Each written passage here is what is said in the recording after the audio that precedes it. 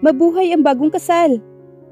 Iniiwas ni Marian ang mukha sa mga butil ng bigas na isinasaboy ng mga tao.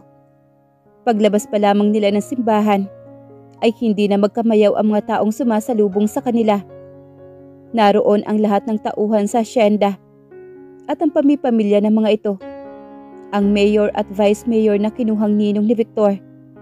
Ang dalawang may edad na abogadang kaibigan ng yumaong ni Don Alfonso na siyang ninang naman sa kanila. Tunay na ingrande ang kasalang humantong sa reception na ginanap sa maluwang na bakura ng hasyenda. Malaking halaga ang ginastos ni Victor para roon. Pero kung titingnan ang bride, kung pagmamasdang mabuti, mahahalatang pilit ang mga ngiti nito. Kiss! Kiss! Iisang tinig na sigaw ng mga bisitang matapos hiwain ng mga bagong kasal ang wedding cake.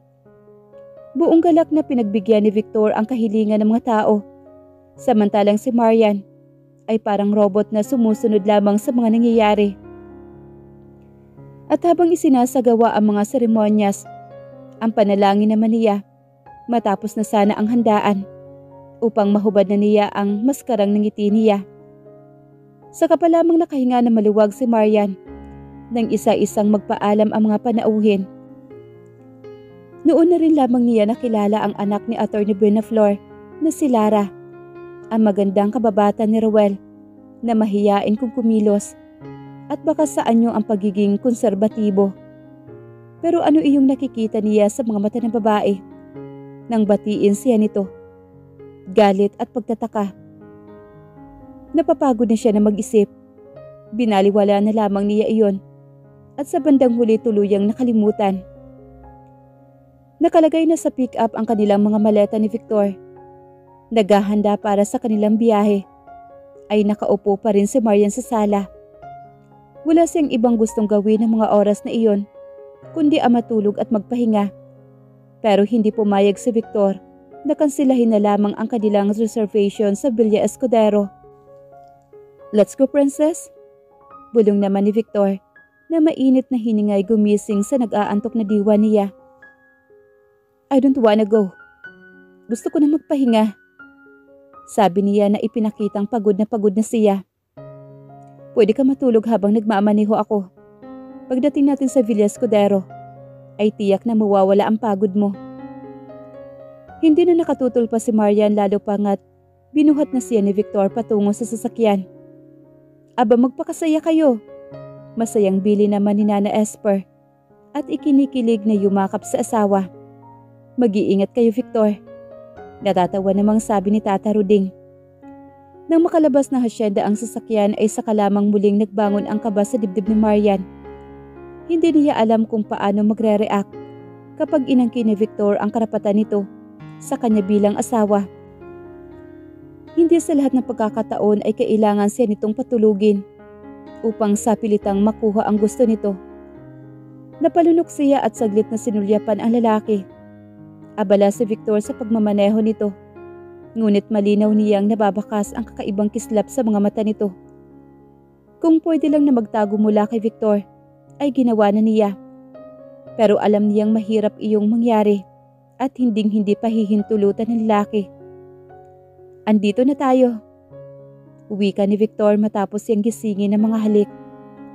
Napabalikwas naman ang bangon si Marian at hindi sinasadya ay nagkauntugan sila ng asawa. Ouch! Natatawang bulalas naman ni Victor. I'm sorry.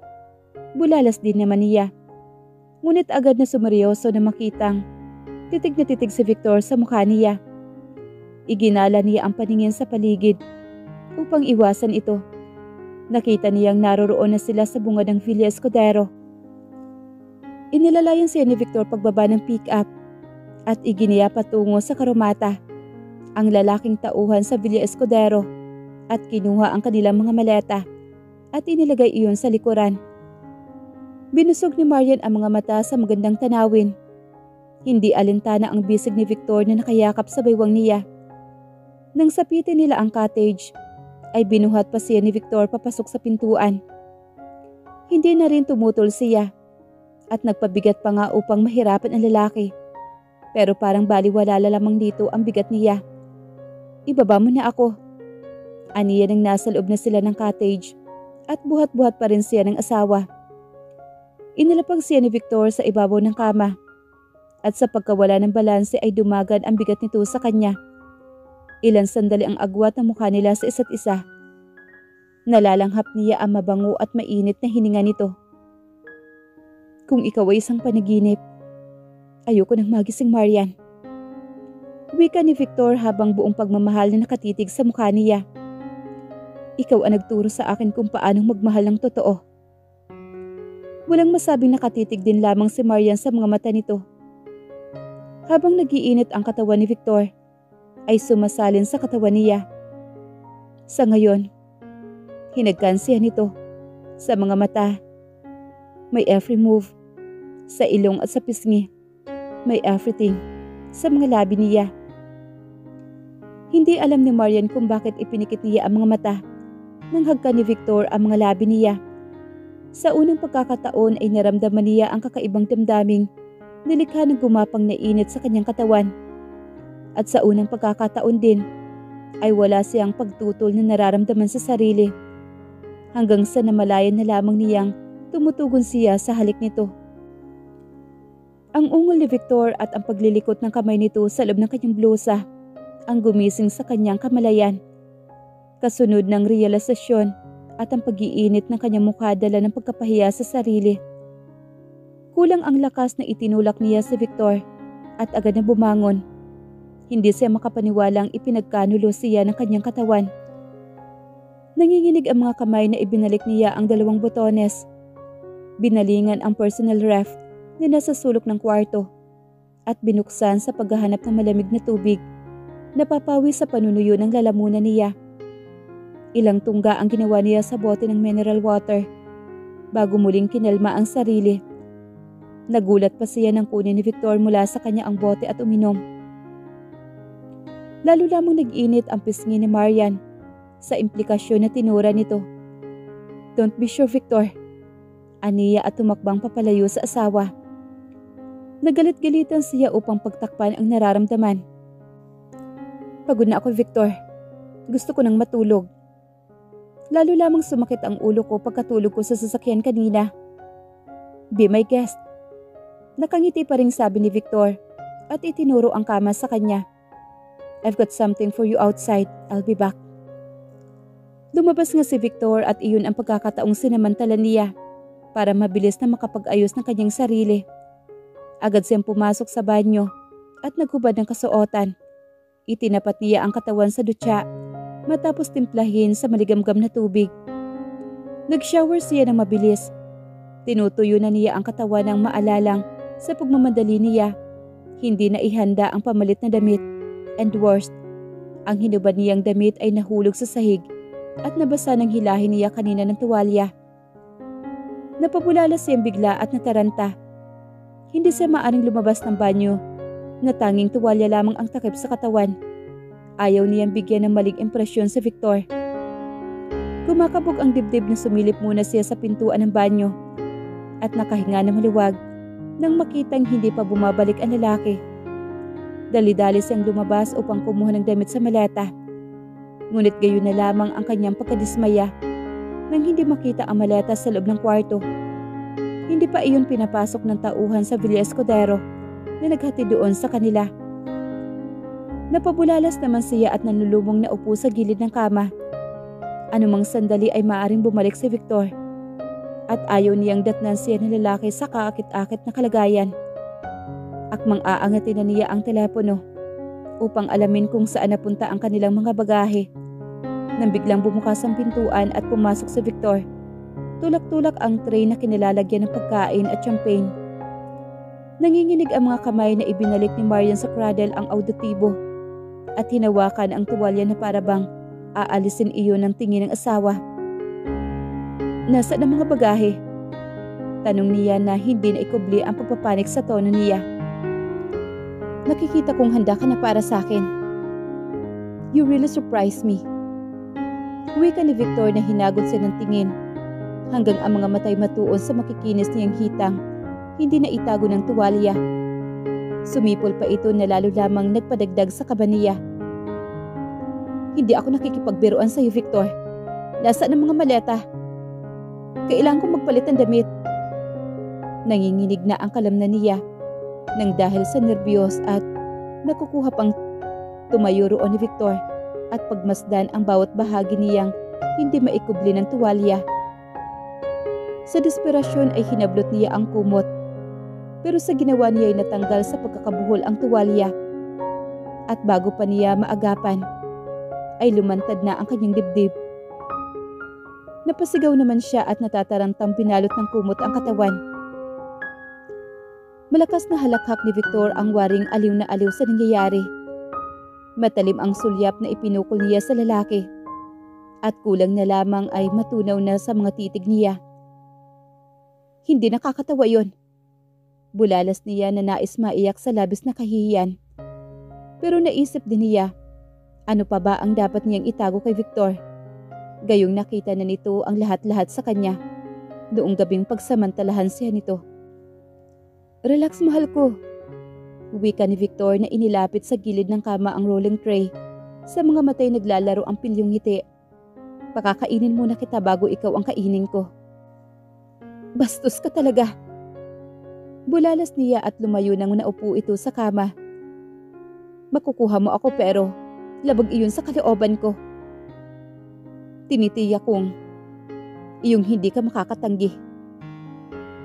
Hindi tumigil at manapay umusad pa. Nasaan na ba ang mga maleta? Kapag hindi mo ako pinagbihis hanggang mamaya, magkakasakit ako at masisira ang iniilusyon mong honeymoon dito sa Villa Escudero. Pananakot naman niya rito. Don't worry, hindi ka magkakasakit. Ang pagmamahal ko sa'yo. Pumiksi naman si Maria ng haplusin ng daliri ni Victor, ang kanyang mga braso. Pinanayuan sa ng balahibo dulot ng kilabot na nararamdaman niya. Huwag. Mabuway ang pagtutol niya. Nang hawiin ito ang kanyang buhok at hagkan ang batok niya. Wala siya nagawa kundi ang mapakslot sa tuwing dadampi roon ang mainit na hininga ng asawa. I love you, Marian. Para akong mababaliw kapag hindi kita naangkin. Bulong ni Victor at hinagkan ang kanyang punong tainga. Napapaungol naman siya sa sensasyon at nilalagnat ba siya? Bakit parang napakainit ng kanyang hininga at maging ang singaw ng kanyang katawan ay animo nang galing sa isang bagay na dinadarang sa apoy. You want me to touch you, Marian? Don't try to deny it. Mula sa kanyang batok ay gumapang ang mga labi ni Victor, pababa sa kanyang likod, at nang tila maliyo-liyo na siya sa sensasyon, ay marahan nitong pinalis ang kumot na nakabalot sa katawan niya. Ang sumunod na nararamdaman niya ay ang banayad na paghaplos ng mga palad nito sa kanyang dibdib. Natakot siyang imulat ang mga mata, pagkat baka mawala ang mahikang bumabalot sa puso niya at pagkatao niya ng mga sandaling iyon. Darang na siya sa apoy at hindi na niya nais pang tutulan ang ginagawa ni Victor. Napaungol siya ng halik-halika ng asawa ang dulo ng kanyang dibdib. Napakapit sa buhok nito na para bang ang mga kamay ay may sariling isip at itinutulak pababa roon ang ulo nito. Kahit nang tuluyan siyang angkinin ni Victor, matapos hagkan ang lahat sa kanya, ay naging bingi siya sa munting tinig na pumipigil sa kanya at nagsasabing hindi niya mahal ang lalaking ito. Nang mga sandaling iyon ay bilanggo siya ng kakaibang sensasyon noon na noon lamang niya naranasan at wala siyang nagawa upang hadlangan ang nagaganap na pag-akyat ng kanyang pakiramdam sa sukdulan. Isang oras na ang lumipas at sa pagod ay nakatulog si Victor. Ngunit si Marian ay dilat ang mga matang nakaupo pa rin sa tabi nito. May luha sa kanyang mga mata. Pinagmamasdan niya ang lalaking ngayon kabiyak na niya. Marami ang maiinggit at hihilingin na sanay sila na lamang ang pumalit sa kanyang pwesto.